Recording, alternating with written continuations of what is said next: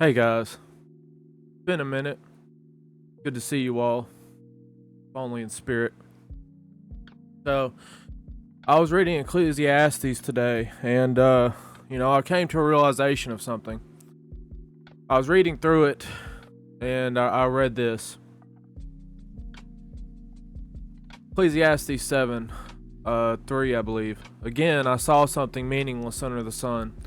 There was a man all alone. He had neither son nor brother, and there was no end to his toil. Yet his eyes were not content with his wealth. For who am I toiling, he asked, and why am I depriving myself of enjoyment? This too is meaningless, a miserable business. Two are better than one because they have a good return for their labor. And if either of them falls down, one can help the other up. But pity anyone who falls and has no one to help them up. Also, if two lay down together, they will keep warm, but how can one keep warm alone? Though one may be overpowered, two can defend themselves. A cord of 3 strands is not quickly broken.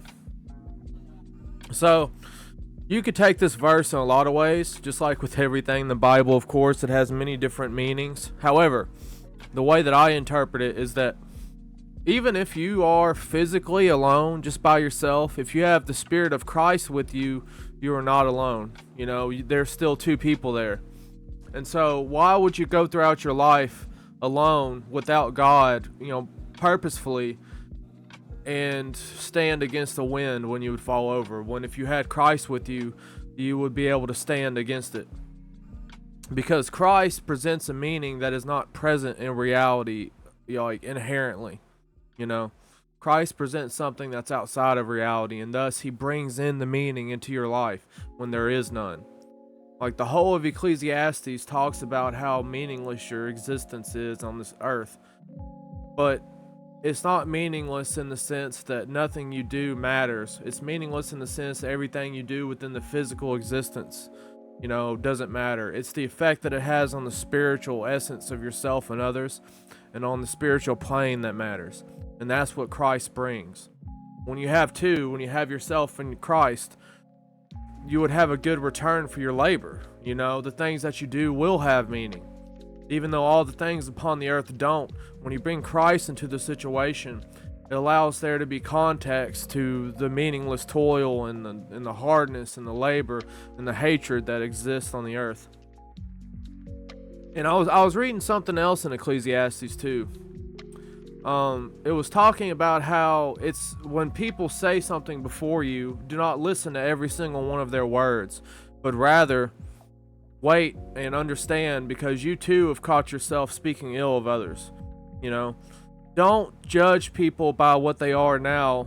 Wait for them, and they will turn towards Christ if they are able to.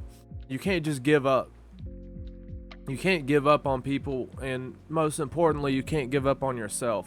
Just because you don't feel like Christ is with you at the moment, just because you feel like you're doing things against God's will, you have to be patient with yourself most of all, because you're all you have at the end of the day. You, yourself, and your connection with Christ. And if you're not patient with yourself, how can you be patient with anyone else? It's not possible. So being patient with yourself and others is paramount. And where this comes into play, there's a verse in the Bible. Let me see if I can find it. One moment.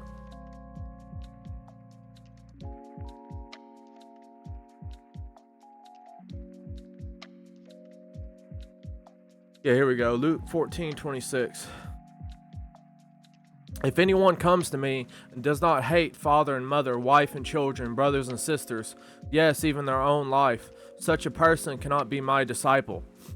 Now, you would look at that and say, that's harsh. How can you expect someone to hate everyone around them, including themselves, and yet also be a loving person in Christ? Well, it's about honesty. It's about being honest with yourself and honest with the people around you. You can't look me in my face and tell me that you've never hated your own life, that you've never hated the people around you for things that they've done and the ways that they are, and because they misunderstand you. Especially people in the truth. You know that the people around you cannot and would not accept you for the things that you believe and cannot understand. You know that. You have to have experienced that hate, that distance, in order to be a disciple of Christ, because in order to be in the truth, the very nature of being in the truth is being separated from those around you, because they cannot understand. They're incapable, at least at this time. You know that. So even if you hate your own life and everyone around you because of how it is, because that's just the nature of this world, when you bring Christ into your life, when you become a disciple of Christ, you get the context to it.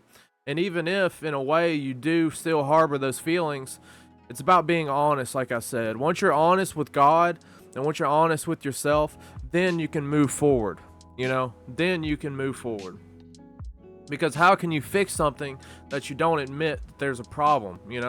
Just like Alcoholics Anonymous, it's like the first step is admitting you have an issue. The first step is admitting that yes, you do hate your own life and you hate everyone around you, and you're having a hard time dealing with it. And then Christ can come in and heal that trauma and heal that mindset once you accept it. But if you deny yourself the honesty and the reasoning of why these things are the way they are, and accepting the fact that you feel this way, Christ cannot help you, because you're basically saying that you don't need help. It's like the one law that you cannot break with God is not accepting Him as your Lord and Savior. Because if you don't accept God, how can He help you? He can't help you if you don't accept Him. It doesn't make any sense. He has to respect your free will. And so if your free will is to be on your own, then that's what you're going to get. However, the moment that you turn to God, you're going to be able to find that He will come right to you without a moment's notice. And it's like in this verse. Let me find it for you.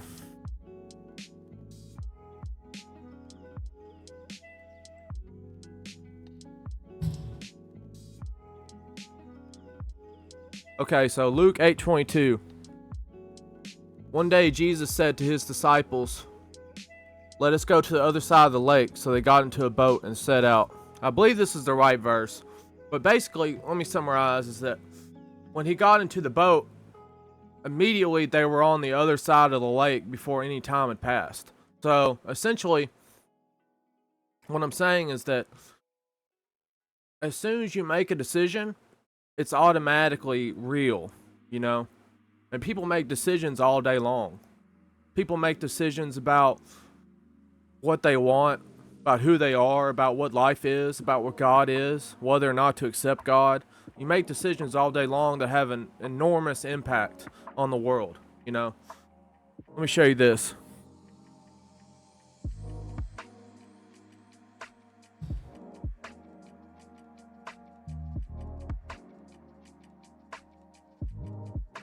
For God knows that when you eat from it, your eyes will be open, and you will be like God, knowing good and evil.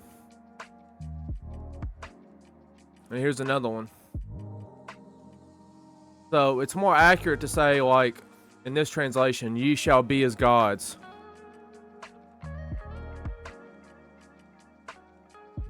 For God doth know that in the day ye eat thereof, that your eyes shall be open, and ye shall be as gods, knowing good and evil. So, we did eat of the tree. We did eat of it. And I don't think the serpent lied in this context. The serpent, Satan, the devil, whatever you want to call it. And keep in mind that God made all things. God made the serpent too. So, like I had discussed in a previous video, this was like the beginning of the maturation of the children of God. This was the beginning of their maturing process, was this fall from grace. Because they showed the capacity to make a decision. And even though they made the quote-unquote wrong decision, it still set them forth on that path. If you look at things from a high enough perspective, nothing is wrong. There's no such thing as a wrong decision. Things are all going according to plan, and God's plan. So, therefore, it is okay if you have a problem with your own life. It is okay if you feel that your life is miserable, because it is. So it is for everyone at one time or another. But having Christ with you gives you the ability to still enjoy your life, knowing that it has a context.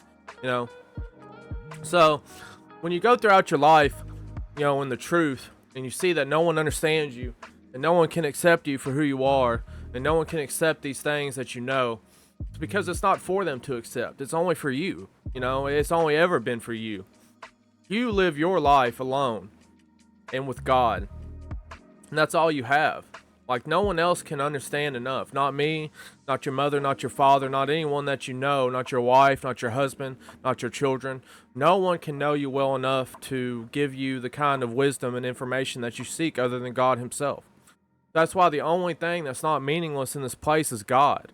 Because when you seek him, you find the things that actually nourish you on a spiritual level, rather than things of the world, which are never done. You know, it says in Ecclesiastes, the toil is never done. You know it's not.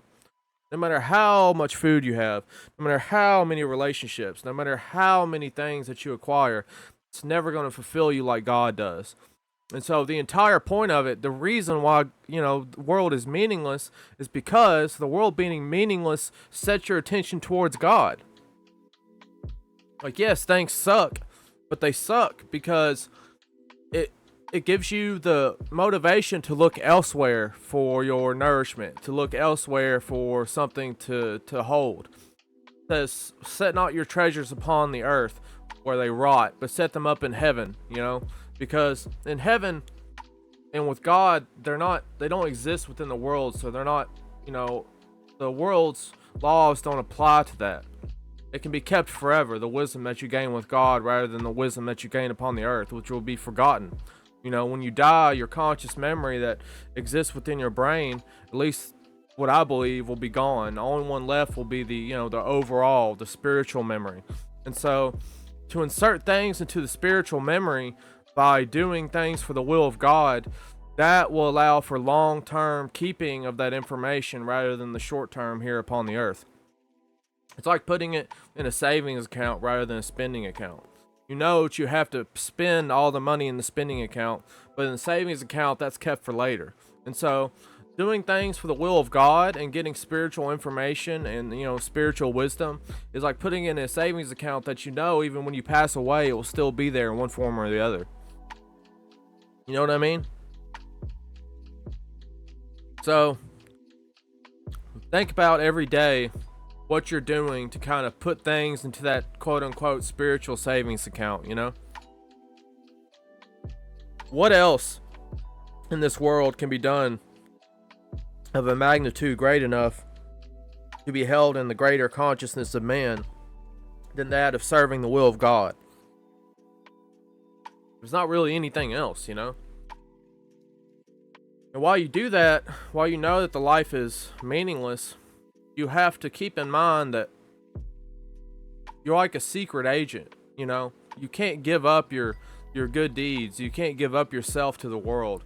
You have to keep it held in a bit privately and allow God to work within you without, you know, letting other people interject, you know?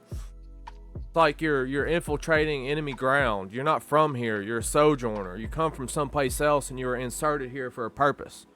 So therefore, when you do these things, when you're a sojourner and you're like a secret agent, kind of like, you know, living a double life essentially, you have to make sure that you keep to the tenets of the world enough to where your true purpose and form is not revealed to be altered, but also serve it enough to where you're able to do your purpose and fulfill it, you know? Because there will be times when the world tests you and tries to draw that out of you and allow it to be hurt. But you have to keep that secret thing, that secret place within you. You know, it's like there's an example in the Bible that talks about how, like I just said before, with keeping your treasures in heaven rather than on earth because they rot. It talks about how when you're in Rome, be a Roman. When you're in Greece, be Greek. When you're among the Jews, be Jewish, you know? Do whatever it is you need to do to survive in this life, and do whatever it is that you need to do in order to fulfill your purpose, and be how you need to be in order to accept other people. You know, don't play semantics with people. If they're Muslim or if they're this or they're that, just go with it. You know, you don't have to lie. You don't have to say this or that, but just be accepting and try to bring that good energy, because the energy and the vibration and frequency is really what matters. It's not all the words. The words really mean nothing at the end of the day. As long as you're bringing that good, godly energy into the situation, there will be good things to come of it. There will be. You know, even if you seem like, you're not saying exactly the right things, you're not quoting the Bible, as long as you're bringing that good energy into the situation, it will be doing God's will. Because bringing people up to that higher vibration is really your purpose as a warrior of God, if that's what you choose to be, is bringing the whole world up to a higher vibration and prepare them for the new world. So rather than wait and die to go to heaven, you can bring heaven here because you have that vibration within your spirit, and you can put it out into the world and make the world around you in your direct, awareness heavenly rather than of hell. You can make it different right now rather than having to wait. You can make it different right now. There's no need to wait. Bring heaven to earth because you brought it with you when you came into the world, and you're going to take it with you when you go. So while you're here, spread it while you can, without pride, without arrogance. Don't try to take your own ego into account, but just find every opportunity to bring that energy into people's lives without bringing your own ego into it. Yes, you have a lot of knowledge. I'm sure you do, as do I, as do everyone in the truth. We have so much knowledge and so much wisdom. But like in Ecclesiastes, it says that it's meaningless. It's not going to help. All that knowledge and all that wisdom and all the words that you could say are not going to help people. You know what I mean? What's going to help is bringing that good energy into the situation, allowing them to find the information for themselves. Because, you teach a man to fish, he'll eat for a lifetime. If you give him a fish, he'll only eat for that night. So you got to teach people how to fish in order for them to be fed from God for a lifetime, rather than giving them one piece of information that they could accept and then letting them go about their way. You want to bring their vibration up as a whole, rather than trying to give them just certain pieces of information that you want to change them overall and let God enter into them, rather than just show them little tidbits of things that you feel like they could accept. Because once they have God within them, they'll be able to understand all of it just as you do. Well, I think that's it for today. Just a little starter video to get back into it. Love you guys. God bless all of you. God bless us all. Glory to the Most High, Jesus Christ.